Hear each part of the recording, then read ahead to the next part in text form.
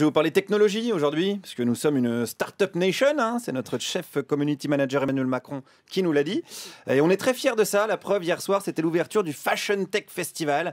C'est l'événement de la haute couture connectée. Donc c'est en fait des habits branchés, mais vraiment branchés, des vrais, quoi. Pas ceux qu'Hippolyte met dans ses soirées à thème Zouk Love années 80, option cravache chez Martinet. Des vrais habits de maintenant, d'aujourd'hui, quoi, mais surtout de demain. Et il y avait beaucoup de visiteurs et de visiteuses. On commence d'ailleurs avec une première dame. Qu'est-ce qu'elle faisait là ? Eh bien, nous sommes venus voir une exposition qui est très bien conçue et passionnante sur les wearables, les nouvelles technologies. Les quoi, pardon ?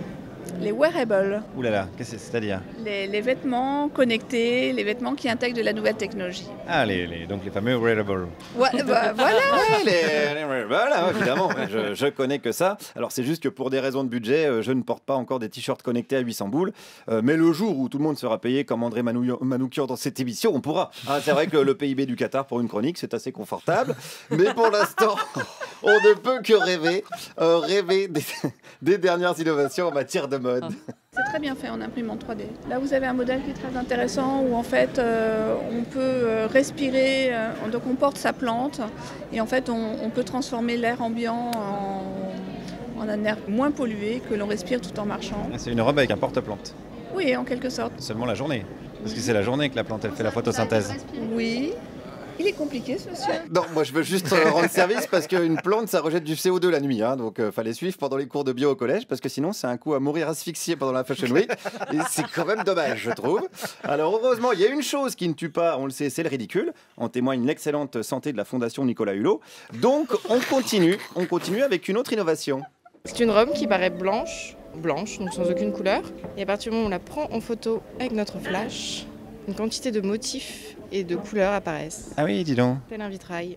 Bon, mais par contre, ça veut dire que pour que les gens apprécient votre robe, il faut qu'ils vous prennent en photo avec un flash, quoi. Ouais, mais ça, moi, ça m'arrive souvent. D'accord, ok, d'accord. Oui, bien sûr. Mais bon, pour des gens tout à fait quelconques, hein, sans charisme, voilà. Bah, si on prend Clara, par exemple, voilà, elle aura juste l'air de se trimballer avec une robe blanche sur le dos, hein, comme d'habitude. Alors, je sais pas si ça vaut le coup. Poursuivons, puisqu'on parle de blanc, avec une autre robe. C'est par exemple une nouvelle matière qui permet de faire des vêtements dans de la fibre de lait, donc c'est assez intéressant, très écologique. La fibre de quoi ? Une fibre de poudre de lait, donc c'est assez écologique. On est habillé en lait. Alors, ouais, mais sauf que ça fait vraiment un fringue. Oui, bah encore heureux que ça fait pas brique de lait, putain, au prix où ça doit coûter. Alors, avantage, si vous renversez votre café dessus, bah, vous avez un cappuccino. Et ça, c'est quand même toujours appréciable. En revanche, si vous l'apportez au pressing, vous récupérez un milkshake. Et là, c'est problématique. Alors, je charrie, mais alors attention, pour être honnête, il y a des innovations qui peuvent servir vraiment, notamment dans le secteur du handicap. Une robe, par exemple, qui permet de ressentir des vibrations en concert. Alors on se dit à quoi ça sert finalement ? À des sourds par exemple qui vont en concert et qui ne peuvent pas. Donc ça permet de reproduire des sons et des sensations. Donc c'est un usage extrêmement pratique. Alors s'ils vont voir David Guetta en concert, par contre, il y a risque de crise d'épilepsie. Il y a risque effectivement qu'il bouge beaucoup. Oui, alors attention à ça, hein, ça peut relancer la tectonique, mais c'est tout. Alors à l'inverse, si vous êtes sourd et que vous allez avec cette robe voir un concert de Carla Bruni, bah, vous n'allez rien sentir du tout. Et là, pour le coup, bah, vous êtes dans la même situation que quelqu'un qui est valide et qui n'entend du coup rien, puisque c'est Carla Bruni.